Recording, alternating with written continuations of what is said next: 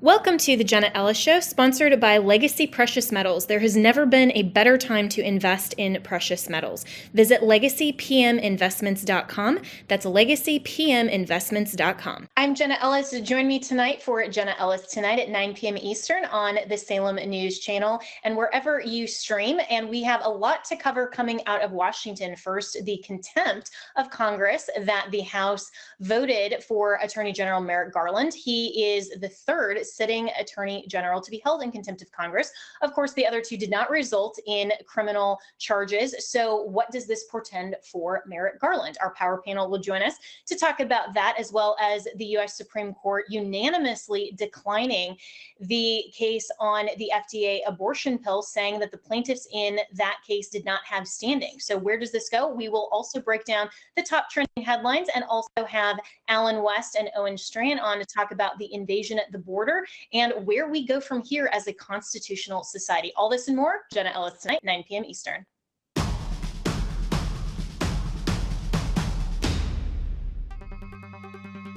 Hi friends, Jenna Ellis, host of Jenna Ellis Tonight, and we are experiencing instability at every level. Our government lacks leadership, and Bidenomics has been an utter disaster. The economy is in a fragile state.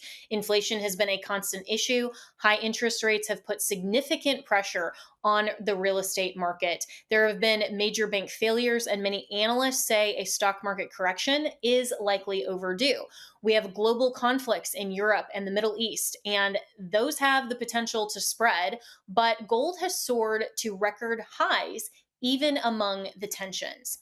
So there are so many reasons that Americans should consider wise investing and investments in gold and silver, and Legacy Precious Metals is the gold standard.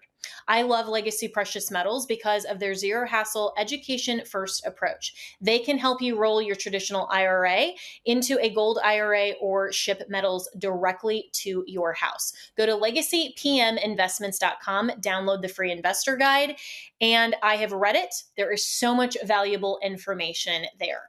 Friends, now is the time to not roll the dice on your hard-earned money. Find out about the growth potential that is in gold and that gold offers you. Contact Legacy Precious Metals and make sure to tell them that I sent you.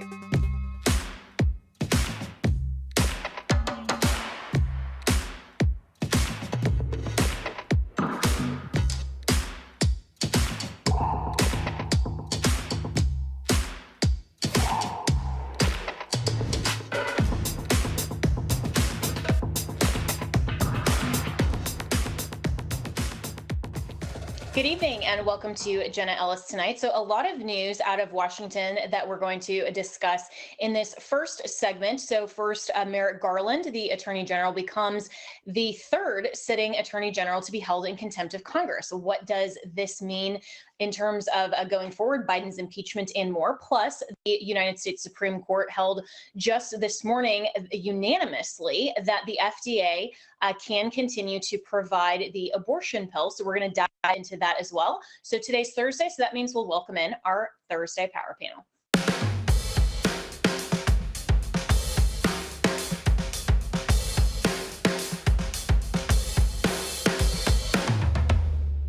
So for a roundup of the top trending headlines, we have joining us Tyler O'Neill, who is an editor at the Daily Signal. And we also have John Root, who is a cultural and sports commentator, and also Robin Biro, who is a Democrat strategist and former veteran. So, gentlemen, let's start with this headline that comes from The Hill. Garland, the GOP attacks on democracy are dangerous for our democracy. In an op-ed for the Washington Post, Garland offered a full-throated defense of his department, arguing the GOP attacks on the Department of Justice threaten both the safety of its employees and, in typical Democrat fashion, democracy itself. He said this, quote, "Disagreements about politics are good for our democracy. They are normal, but using conspiracy theories, falsehoods, violence, and threats of violence to affect political outcomes is not normal. The short term political benefits of those tactics will never make up for the long term cost to our country, Garland wrote. Continued and unfounded attacks against the Justice Department's employees are dangerous for people's safety. They're dangerous for our democracy. This must stop. And so, of course, the Attorney General was held in contempt of Congress for refusing to comply with a valid subpoena, according to Speaker Johnson, to turn over the audio of that interview with Joe Biden and Special Counsel Robert Hur. So, Tyler, I'll start with you.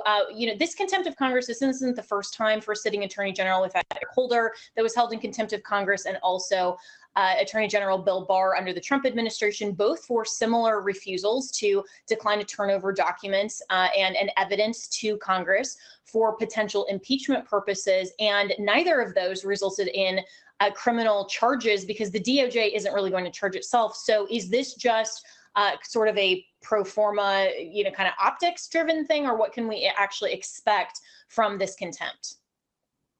Yeah, I think you really hit the nail on the head. The DOJ is not likely to file charges against itself. And what we've seen from this DOJ is an unwillingness to prosecute even very clear crimes if they can get away with it. I mean, we saw this with the Hunter Biden situation where, Hunter Biden, this was an open and shut case that just had the conviction handed down by the jury. And rather than having the FBI, rather than just going directly to it, what happened was they tried to get this plea deal that would essentially leave Hunter Biden off the hook. And thanks to brave whistleblowers in the FBI and to a judge who would actually make a clear ruling here, they didn't get away with that.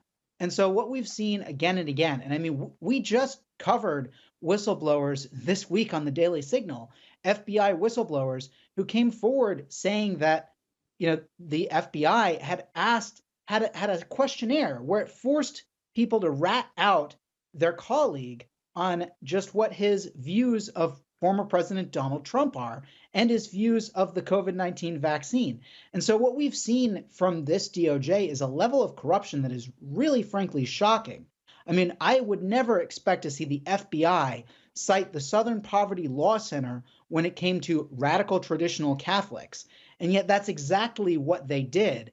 And then, of course, the FBI immediately said, oh, no, that didn't meet our standards. But what we're seeing here is some well overdue correction and accountability for a Department of Justice that from beat to beat to beat has just been shockingly partisan and political. From, demonizing parents speaking out at school board meetings to meeting with the Southern Poverty Law Center when it came out with its hate map last year, to citing the SPLC on the Richmond office of the FBI, going after radical traditional Catholics. I mean, I'm very glad to finally see the House send a message to Merrick Garland that this will not continue. Yeah, and Robin, this does beg the question with the DOJ and other institutions of government being more and more radically politicized. I mean, of course, the left and the right are both going to say that Trump's DOJ was illegitimate and Barr should be impeached, and now the Republicans are saying that Garland should be impeached, and so there can be a talking point to say, well, it's all just political. But that, I think, begs the question, shouldn't there be something for the DOJ like there is a special counsel or some other special prosecutor when on the state level, for example, offices of district attorneys can be disqualified for a variety of reasons, and then a special counsel or special prosecutor steps in? Shouldn't we have some other kind of accountability for the DOJ so that it isn't just political? Thank you, Jenna. That's a really good point that you bring up. And look, there needs to be some sort of stopgap because you're absolutely right. They're not going to investigate themselves. They're not going to prosecute themselves. And look, I actually appreciate some of what he said here because, differences in politics are what challenge our preconceptions about one another. I'm friends with probably about half of my friends group are Republican conservatives. And I really appreciate what they have to say because it challenges my thinking. So yeah, he's got a good point there, but he's kind of treading into some area that to me speaks of First Amendment issues. It is a First Amendment right to just speak what you think freely, whether it be a conspiracy theory or not, or challenging your thoughts about democracy. Some of my Republican friends are arguing with me right now that democracy is dead and they want an autocracy. I think that's a very marginalized opinion. I don't think that the majority of my Republican friends would agree with that, but it's worth having a discussion. And some of my friends on the extreme left would love to have socialism, just straight up socialism. I don't want that either, but let's have the conversation and meet somewhere in the middle. But yeah, they do need some sort of a stopgap, Jenna.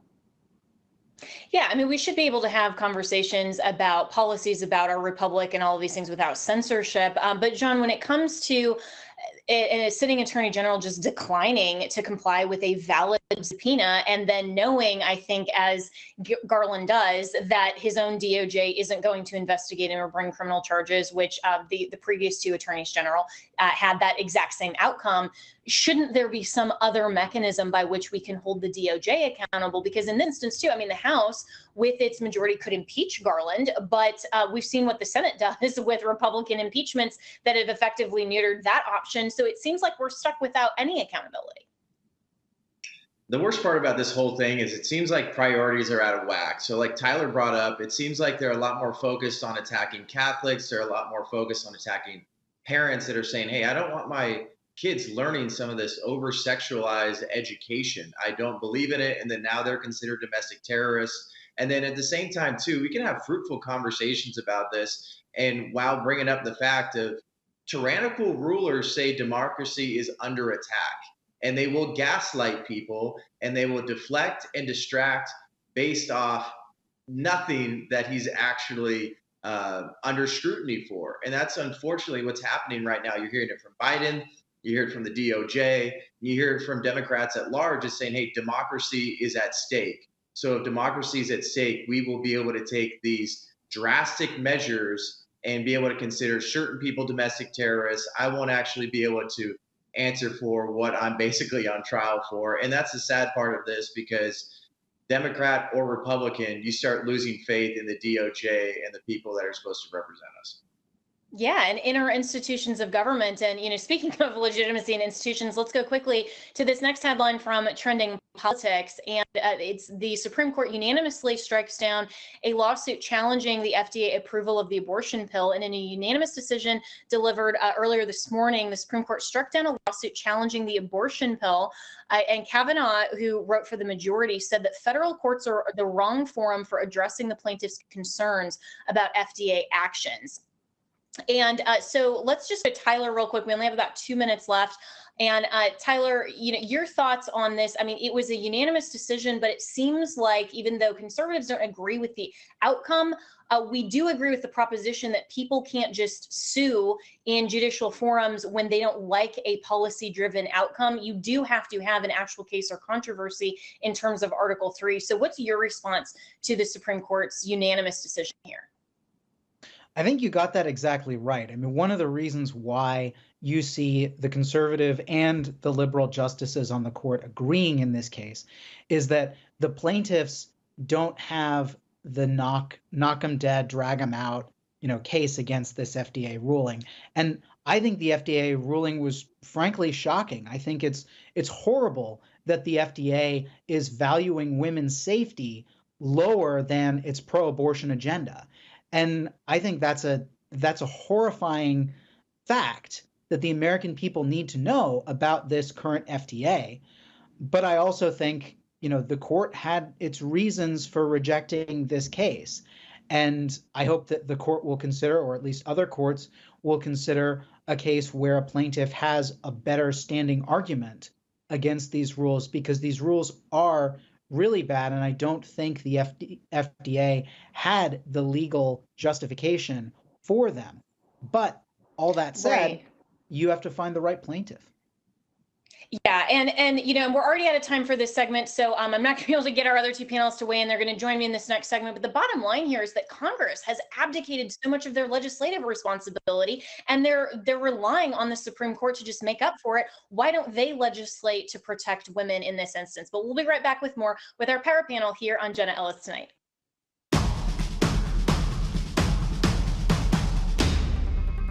Well, friends, you might have heard that Mike Lindell and MyPillow no longer have the support of their box stores or shopping channels the way that they used to. They've been part of this cancel culture, so they want to pass along the savings directly to you by having a $25 extravaganza. I love that word, extravaganza. When Mike started MyPillow, it was just a one-product company. With the help of his dedicated employees, they now have hundreds of products, some you may not even know about. To get the word out, I want to invite my listeners to check out their $25 extravaganza. 2-pack multi-use My Pillows are just $25. My Pillow sandals, also awesome, only $25. Their 6-pack towel sets are $25. And brand new 4-pack dish towels, you guessed it, just $25. For the first time ever, the premium My Pillows with the all-new Giza fabric, just $25. And orders over $75 will receive free shipping too. This amazing offer won't last long. Go to mypillow.com, use the promo code Jenna, or call 800-564-8475 today. That's 800-564-8475, or go to mypillow.com and use the promo code Jenna.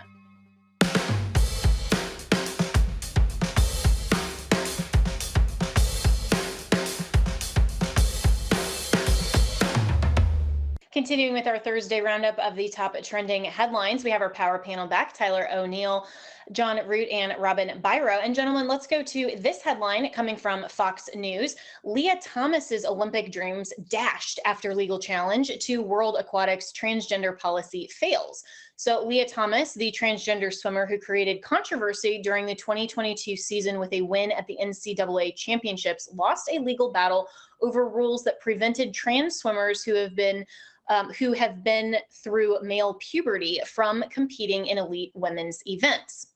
The Court for Arbitration of Sport dismissed Thomas's request for arbitration with World Aquatics, according to a ruling released Wednesday. The governing body in swimming made its ruling in 2022, which essentially banned transgender swimmers from competing in female events. World Aquatics also created an open category for transgender athletics. Thomas asked the Switzerland-based court to overturn the rules, saying they were invalid, unlawful, and discriminatory.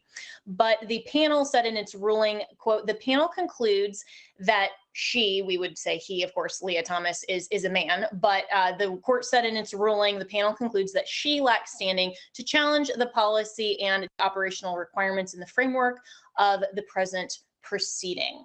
All right, so John Root, let's go to you first. You're a sports commentator. I think this is a great ruling, and it's coming out of, this Switzerland-based court. Does that tell you anything about potentially the overall world tenor toward this ridiculous nonsense of biological men in women's sports? Well, everybody knows it's ridiculous. I was there when Will Thomas swam against real females at the NCAA swimming championships. I mean, you could just hear the groans from parents and people all around the country that were supporting real women that worked very hard throughout their entire life to compete at the world championships. And it's unfortunate to see people, especially in our government, stand up for things like this. But luckily we have governing bodies that are saying, no, the Olympics is about the best competitors in the world.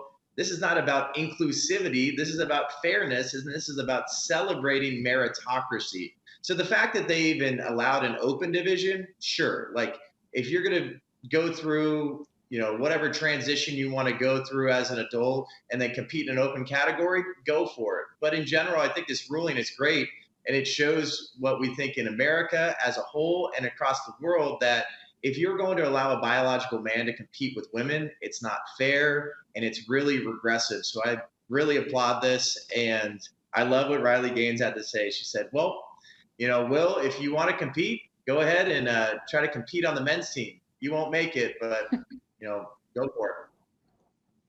Right. I think that Leah Thomas, when still was a man, was something like close to 400th place, and now suddenly number one on the women's team, which should show very plainly how absurd and unfair this actually is.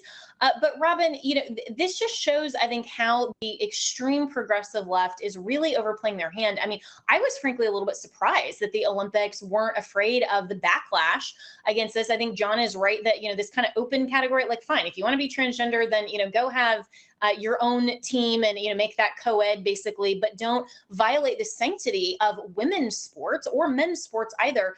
And so, from an overall political perspective, I mean, is the left just giving the right more fodder to say, you need to vote Republican and you need to vote for common sense policies if this is where the left is trending? Jenna, literally, I spoke yesterday about one of my topics yesterday on a different network was some transgender person who wanted to have a uterus transplant so that they could be the first to have an abortion. I thought that was a satirical thing. I saw that literally on a South Park episode. So has the left taken this too far? Yes. But I will say, just like John said, I'm glad that an open category exists for Leah and other competitors like Leah. That's fair. But at the end of the day, them's the rules. This was the rules back in 2022, and they have to abide by the rules. And if she wanted to challenge them, that was her right. She did so and lost, and she's got to respect the ruling and abide by the rules, just like all the other competitors do, Jenna. Yeah. So Tyler, what's your thought on this in terms of the precedent that this is setting, hopefully for rules in women's sports, and maybe translating that to some legislation and some of the states that have enacted some of these transgender competitors in women's sports bans and so forth that have been challenged, that biology and self-evident truth should be the basis of our law because, hey, we do believe in natural law. Yeah, this is a very hopeful sign that things are moving in that direction.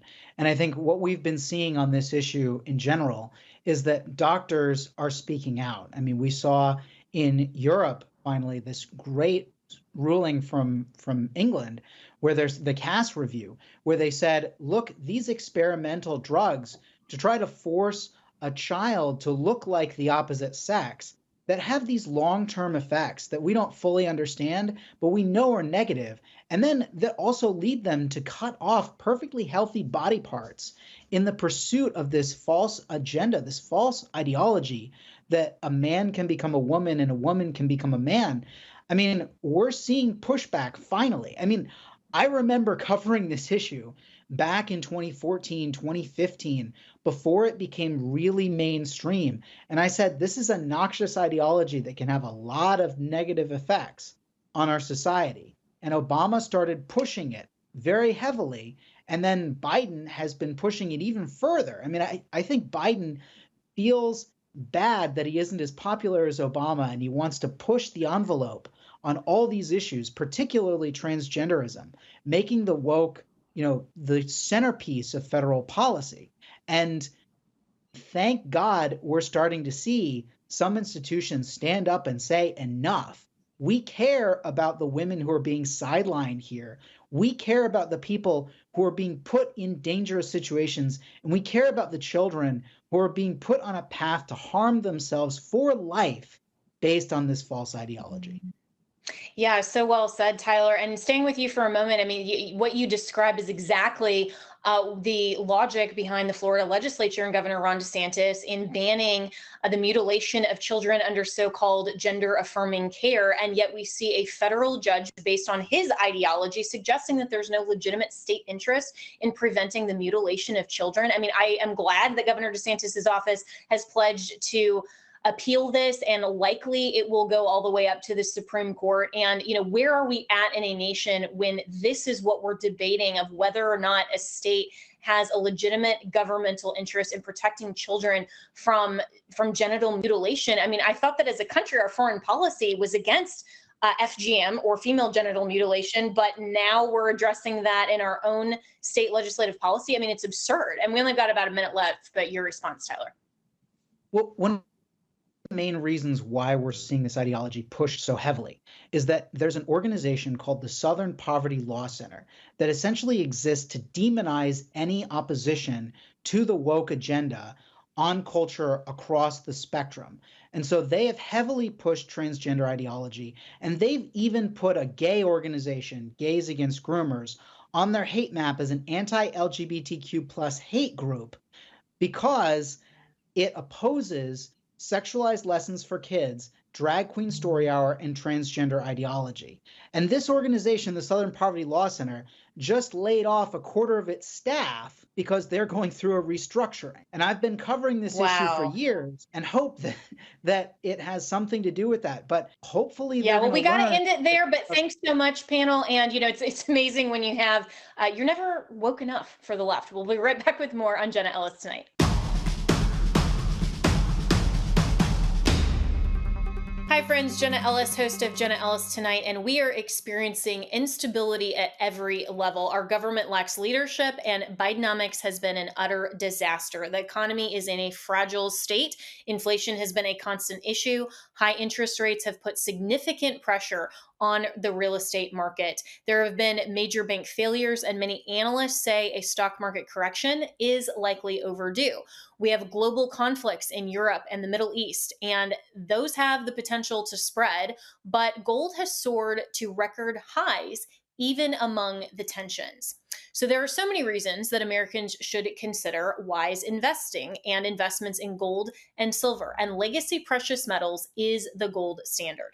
I love Legacy Precious Metals because of their zero hassle, education first approach. They can help you roll your traditional IRA into a gold IRA or ship metals directly to your house. Go to legacypminvestments.com, download the free investor guide, and I have read it. There is so much valuable information there. Friends, now is the time to not roll the dice on your hard-earned money. Find out about the growth potential that is in gold and that gold offers you. Contact Legacy Precious Metals and make sure to tell them that I sent you.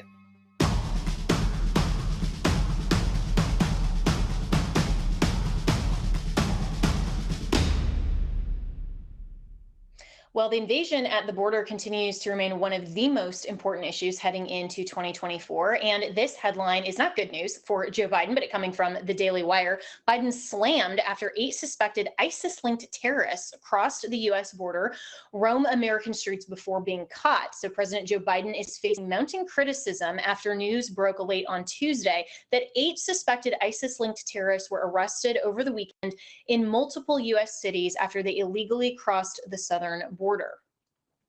The New York Post, which broke the story, reported that part of the investigation featured a wiretap which revealed one of the now arrested individuals was talking about bombs. One of the 8 suspects, at least 2, entered the U.S. last spring, and one of those men used the Biden administration's CPB-1 app to claim asylum. So let's welcome in our special guest today, Allen West, who is the chair of the Dallas GOP. So Allen, this is not good for Joe Biden. And we're seeing that there are so many loopholes to illegal immigrants being able to come into the United States. This is an invasion. How can the GOP use this to better message this issue, to get out the turnout all the way down ticket? Because this invasion, I mean, America cannot withstand this in the long term. No, they can't. And I think the most important thing you have to understand is that Joe Biden is guilty of a high crime and misdemeanor. He has completely abdicated his constitutional duty, responsibility, and role according to Article 4, Section 4 of the Guarantee Clause of the Constitution. And he is putting the United States of America in grave danger. It is not just the drug trafficking crisis we see through the fentanyl that has already killed hundreds of thousands of Americans, but also the sex trafficking, human trafficking. Now we have to deal with terrorist trafficking. So this is the face of the 1.5 to 2 million supposedly gotaways that have come into this country, which means that we do have a terrorist invasion on top of the single military age males that we have coming into this country. And so the Biden administration has to be held accountable. The American people need to understand that their safety and their security is at risk, and understand that the country that these gentlemen came from, Tajikistan, is just north of Afghanistan, where Joe Biden completely abandoned that country, left $80 to $85 billion of American military equipment, and reestablished Afghanistan as a terrorist haven. And oh, by the way, guess who is there? ISIS, ISIS-K, the Taliban, Al-Qaeda once again. Yeah, and it is so frustrating, I think, to see that Republicans in the House have really slow walked impeachment of Joe Biden, and now with the contempt of Congress with Merrick Garland just yesterday, and saying, well, we need to get all of these audio tapes and all this. I mean, the border issue remains something that I agree with you. They could have yesterday and months ago impeached Joe Biden just on Mhm. that. Why do you think that they haven't? You'd have to ask them. I don't know if it's a lack of courage or, as we say, intestinal fortitude in the military. But back when Joe Biden in 2021 enacted those 90 plus unconstitutional executive orders, they should have said right then, Mr. President, you don't have that authority when it comes to immigration and naturalization. That is an Article 1 enumerated power to the legislative branch. And they could have put a button in it right then and there. And we should have had governors saying that we're going to nullify this. We're not going to follow by this. It is not constitutional. And now look at where we are, 10 to 11 million. And now the Biden administration talking about another executive order, which would grant amnesty and citizenship to those individuals that are here illegally married to American citizens. So what happens if you're a terrorist who's come across and you're married to an American citizen? Are you now going to be granted full citizenship in America? So all of these things have to be corrected. But most importantly, we need to be stressing that our safety and security is at risk. Yes, so well said. And even if Donald Trump is reelected just in the last 30 seconds, do you think he can and should deport all of these illegals who came in under Joe Biden? Yes, you absolutely should. And you should do it by a tiered approach. You should start off with the single military age males, single military age females, and look at those because those are your priority security threats. So that's the thing you need to look at. Gang members, being it from Venezuela or wherever, but you have to have this tiered approach. Well said. And I couldn't agree more. And I hope that the Trump campaign is listening to you, Alan West, and has a platform and a policy that they're willing to put forward, because I think that would be a great voting issue for Republicans. We'll be right back with more.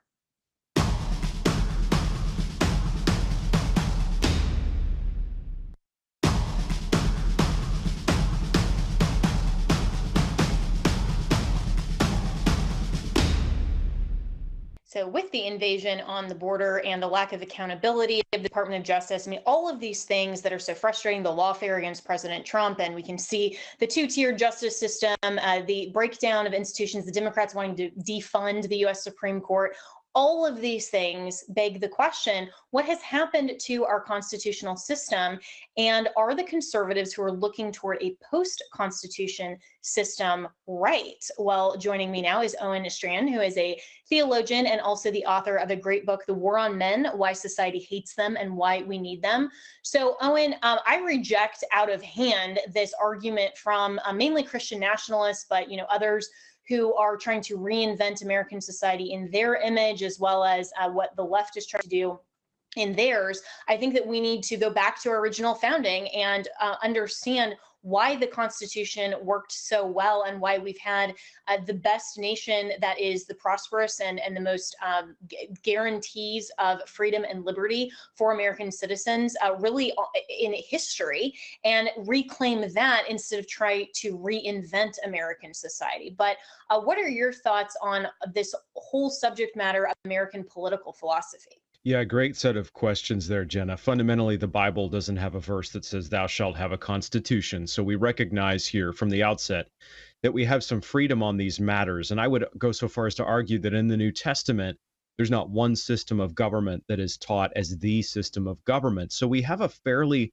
flexible situation as Christians. We don't only have to be under one form of government or another. We're supposed to, in general terms, be as submissive to the government as we can be, including, in the words of Peter in the book of First Peter, even under a Roman emperor, likely Nero, for example. So that's a serious charter and a serious mandate for us. We are blessed, those of us who have grown up in America, as I have, and I think you have, to be under a constitutional government. And I'm not here to make a case that that's the perfect government, that it descended from the clouds or something like this, that our founding documents did. They weren't transported here by angel courier. However, I do think they have been used to unleash tremendous individual liberty and then religious liberty. And I would go so far as to say gospel liberty in this country. There's a direct connection between the amount of religious liberty we have had in America and the size and strength and influence of the American church. And so I'm not here to say we can only be under a constitutional system as a theologian, but I am here to say it would seem to me to be a fool's bargain to give up what we have, even, yes, in difficult times like we are in. We still have a tremendous amount of liberty and a tremendous amount of freedom in this country that is worth fighting for. Yeah, that's beautifully laid out, Owen, because you're absolutely right that the Bible does not command a certain form of government. We are free as an American sovereignty, just like other nations are free to determine and hopefully self-determine, rather than just by a tyrant or an heir and a bloodline. What type of government we want to be under. But we can then look to principles of wisdom and why our founders determined ultimately that the best form of government was a constitutional republic, in the words of Benjamin Franklin, if you can keep it. And freedom does become a very dangerous proposition when you grant through government liberty that God himself granted to every human being made in the image of God. And when government actually preserves and protects it in the ways that the Bible does command, and to give the understanding of government as an institution to do justice and to promote good, restrain evil. I mean, those are broader concepts, but you can do that in a variety of forms of government. And so when we're looking at some of these arguments that are calling for a post-Constitution society, my concern with them is that they are losing the original understanding of why our founders chose a constitutional republic, and sort of throwing that out with the ways that the system has been manipulated over the last, 100 years even, and I would say going all the way back to 1804 and Marbury versus Madison. But they're not proposing something that I think is actually a stronger argument to do those mandates of a legitimate government. That's right. Fundamentally, those on the Christian nationalist side, and I'm going to overlap with them on a number of things, but they're calling for us to adopt a vision of government in which citizens effectively earn their freedom. And freedom then is some sort of social merit credit that can be taken away, or you have to earn from the outset. And yes, of course, if somebody transgresses laws in this country, you may find yourself in a situation where your liberties are very much limited. So that's a good thing based on biblical principles of justice. What Christian nationalism often depends upon is some kind of theonomistic vision. And what I mean by that is you take the Old Testament civil law and you're supposed to now put it into the law structure of a given society that is not Old Testament Israel. And we need to be very clear as Christians that God's law is good and that Israel was constituted by God and those sorts of things. But we are under no New Testament mandate to theonomize our context. And that's part of, again, what is problematic about Christian nationalism. It sees the whole American experiment from the founding, really, as deeply problematic, because lots of different views are allowed, lots of different viewpoints are in play, and there's a substantial amount of religious liberty that citizens enjoy. And so what would be better, it's argued, is just to have everybody under Old Testament civil law. And what we need to make clear as Christians who are not Christian nationalists is that, again, God's law is good. Israel was a good society, but we should not be trying to take Israel's law and put people under it. That is not our calling. And we want to recognize that, again, religious liberty, as the first of all the liberties, is a tremendous gift and blessing to us. And it has allowed not the magisterial reformation, not the state church, but the free church tradition has unleashed the gospel, led to the modern missions movement. And there are tons and tons of Christians out there today across the world, in substantial part because of the free church movement. So we're all in on that. And a constitutional republic has been very friendly to the free church in American history.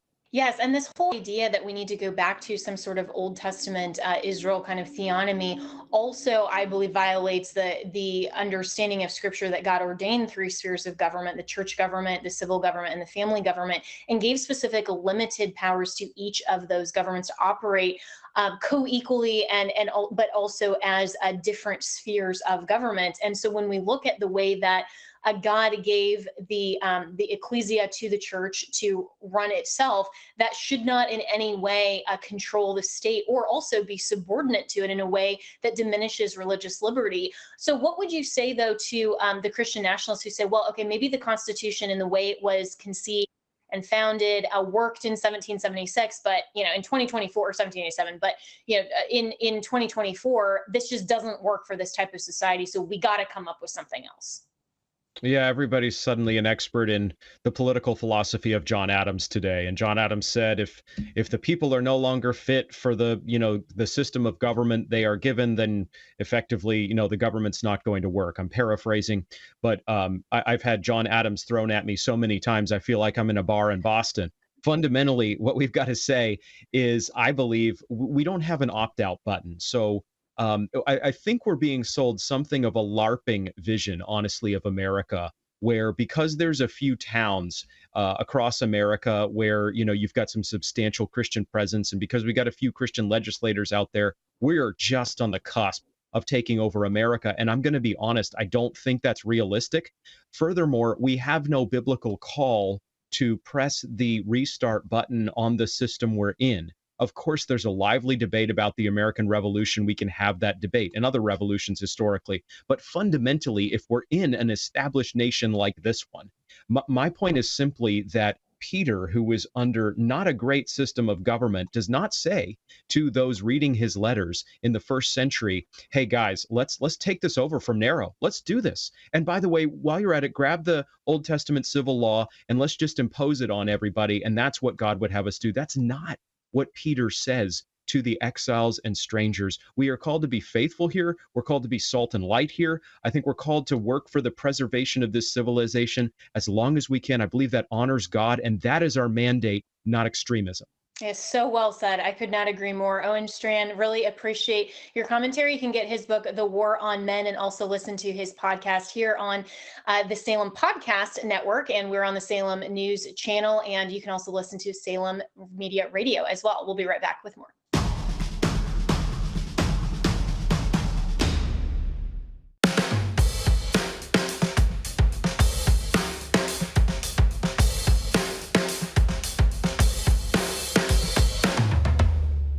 Let's welcome back our power panel for the last of the Thursday roundup up top trending topics. So we have Tyler O'Neill, editor at Daily Signal, John Root, who is a sports and political commentator, and Robin Biro, who's a Democrat strategist. And gentlemen, X has now privatized likes, and this has had a lot of impact apparently on social media. Elon put out a statistic or a graph just last night saying that likes have increased now that they're made private and people can't see, other people can't see what you are liking. This was my response on X. So I posted this yesterday. X users, please remove bots, porn, and shadow banning. Elon, best I can do is privatize your likes. So, there's a lot of other things I think he could be addressing. But Robin, what's your thought? I liked your tweet because that is exactly how I feel. And look, I didn't even know that porn existed on Twitter, now known as X, until you all remember when Ted Cruz, that debacle happened. But it's rampant on there. So I had, as a parent, I had to go and make sure that my children didn't have any access to that. I don't want them on any social media, to be honest. But Twitter, X, I'm still not used to that. They get better against the shadow banning because that is a real thing. And I'm saying that as a Democrat, that is a very real thing. But I just don't understand the point. But at the end of the day, Elon paid for X himself, I think $44 billion. So he gets to do what he wants, whether it's for the good of the platform or not. And I think this is a move in the wrong direction, Jenna. Yeah, and maybe only Ted Cruz likes this, no pun intended. We'll never know, right? Because the likes are privatized now. But I loved your tweet response to mine on that note. But John, to Robin's other point, that's really just I think spot on. What's the point of this? Because in a public forum, shouldn't we all be public about what we're liking, retweeting, quote tweeting? I mean, that to me is the point of a public forum, is that everything other than direct messages that are intended to be private should be public. Yeah, Robin was spot on there. It's just, this is supposed to be the Wild West. It's supposed to be X, where you can share whatever you want. You're not going to get shadow banned. You can like what you want, and you won't be shunned for it on the platform. It's supposed to be the freest social media we've ever had. And then now, especially you talk about that first segment, like priorities being out of whack in the DOJ. It's like, Elon, I've been asking for it too. There's porn all over your site. Every single time I look at the replies in my tweets, it's disgusting. It's sinful. It's gross. It's leading, especially Robin saying that children down the wrong path, or just young people down the wrong path, and just men in general. Like, what are we supposed to be doing, especially me as a Christian? Like, I don't look for this stuff. I don't want to be around this stuff.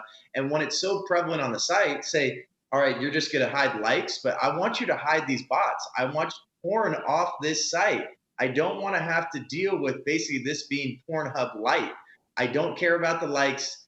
I want people to share whatever they want to share, but do the right thing and start prioritizing the things that we've been asking to get rid of on the site.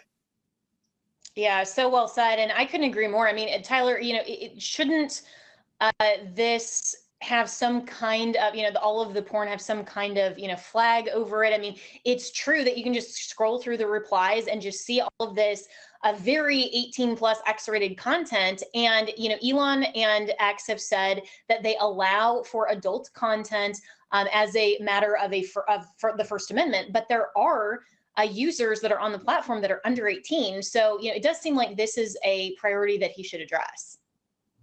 Yeah, it seems like it wouldn't be that difficult for a bot to find porn and put the little thing on there and say censored.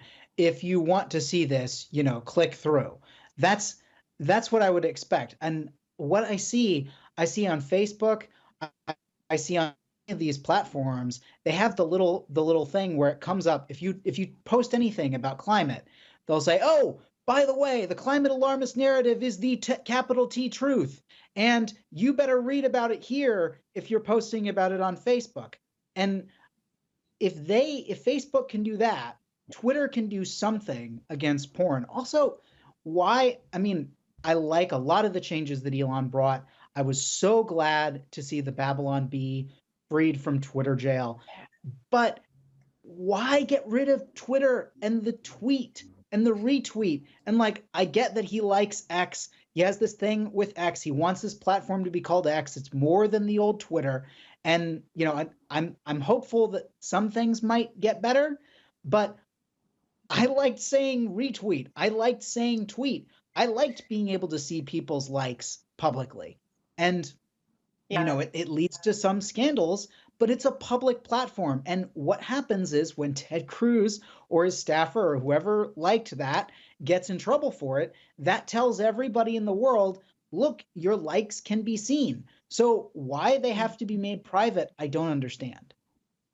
Yeah, and there were a lot of responses under Elon's graphics saying that maybe the likes and bookmarks of porn were going up because he privatized it. And it led me to wonder, maybe X, as a rename of Twitter, was a signal and a foreshadowing of what Elon wants the site to become. I hope that it just remains a public forum. But we're already out of time on Jenna Ellis tonight. Make it a great night. And thanks so much, Power Panel.